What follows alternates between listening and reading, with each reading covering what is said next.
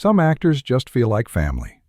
They become a familiar face in our living rooms, a presence we counted on every week for a laugh. Their comedy woven directly into our own memories. John Ritter was one of those actors. For an entire generation, he was Jack Tripper, the king of the double take and an undisputed master of physical comedy. His life wasn't a gentle fade. It was cut short in an instant. The story of John Ritter is about the fragile line between a life spent in comedy and a sudden human tragedy. The story of a man who made us laugh until we cried, and whose shocking departure left us only with the tears. Childhood and early life.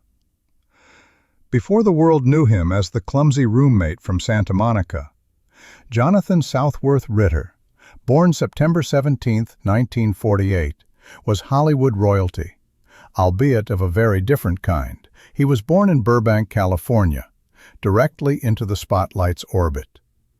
His father was not just a man, he was a myth.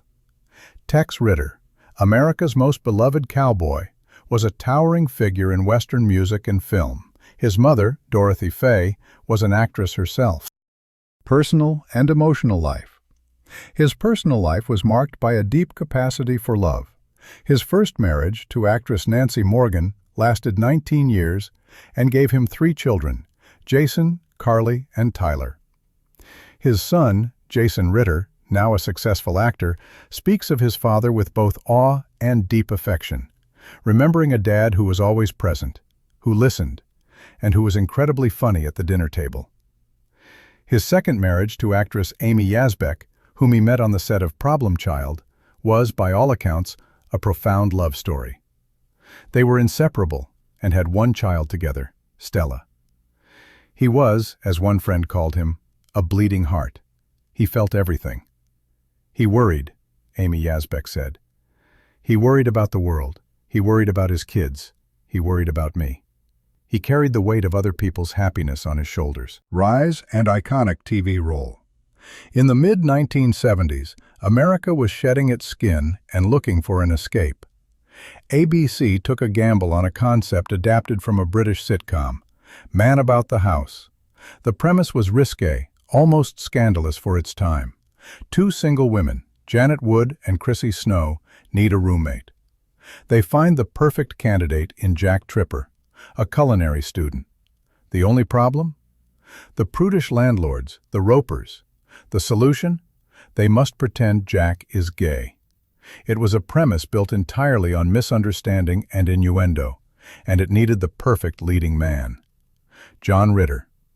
Three's Company debuted as a mid-season replacement in 1977 and exploded. It didn't just climb the ratings, it devoured them, quickly becoming the #1 show in America. The nation was obsessed, and at the center of the storm was Ritter. His Jack Tripper was not comedy, it was acrobatics. He was a master of the pratfall, a lost art of the silent film era. He didn't just fall, he choreographed his collapses, launching himself over a sofa or reacting to a misunderstanding with a wide-eyed, full-body shudder that was utterly hilarious. The physical stuff wasn't planned, Ritter insisted in a 1980 interview. It just happens. The show was often dismissed by critics as jiggle TV, a vapid collection of blonde jokes. But Ritter, who won an Emmy and a Golden Globe for the role, always defended it. He saw it as classic farce. He was the anchor, the professional, and as one critic admitted, a comedic genius trapped in a silly, silly show. The house. The world knew him in apartment 201.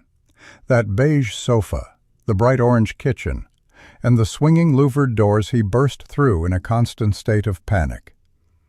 That was a television set, a brightly lit box designed for chaos. But the real John Ritter lived somewhere else entirely. His primary residence was not a gaudy mansion, but a comfortable and notably private family home in Beverly Hills. Located on the prestigious Benedict Canyon Drive, the house was purchased by Ritter and his second wife, Amy Yazbek, in 1996. Inside this home, the energy was the complete inverse of Jack Tripper.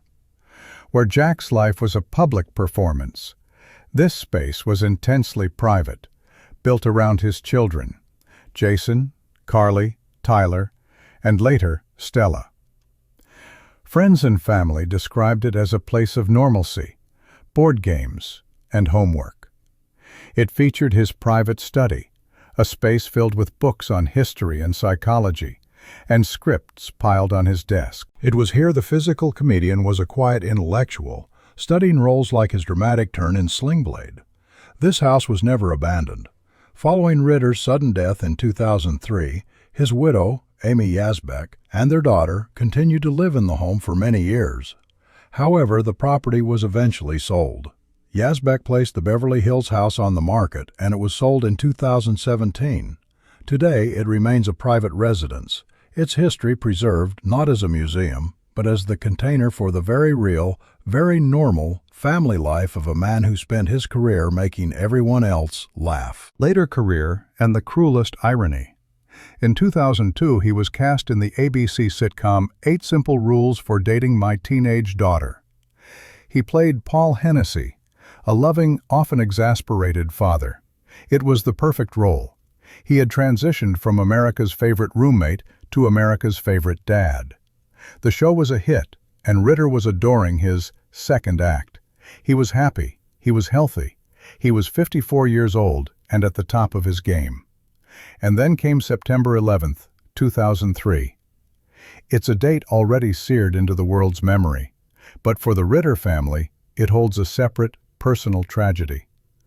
John was on the set of 8 Simple Rules. He was rehearsing. Suddenly, he complained of feeling unwell. He felt nauseous, was sweating, and then a sharp, terrifying pain radiated through his chest. He collapsed. Panic flooded the set. Paramedics rushed him to Providence St. Joseph Medical Center in Burbank. In a cruel, poetic irony, it was the exact same hospital where he had been born 54 years earlier. At the hospital, the doctors worked frantically, believing the symptoms pointed to a massive heart attack. But they were treating the wrong ailment. John Ritter was not having a heart attack.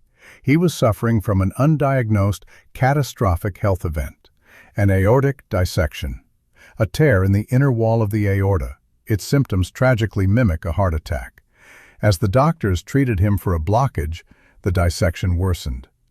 His wife Amy was there. She held his hand. That evening, Jonathan Southworth Ritter died. The news was instantaneous and brutal. The public was in collective shock. The network and the cast of 8 Simple Rules were devastated. They were left not just without their star, but without their friend. In an unprecedented and heartbreaking move, the show wrote his death into the storyline. The tears shed on camera by Kaylee Cuoco, Katie Sagal, and the rest of the cast were not acting. They were real. Legacy and cultural impact. A star's legacy is often measured in awards, or a star on a sidewalk. John Ritter has all of those, but his true legacy is twofold: the art he left behind and the lives he is still saving.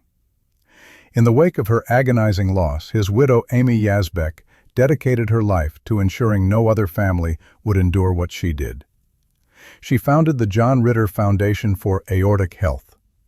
She discovered that John's father, Tex, had also died of an aortic issue. There was a genetic component.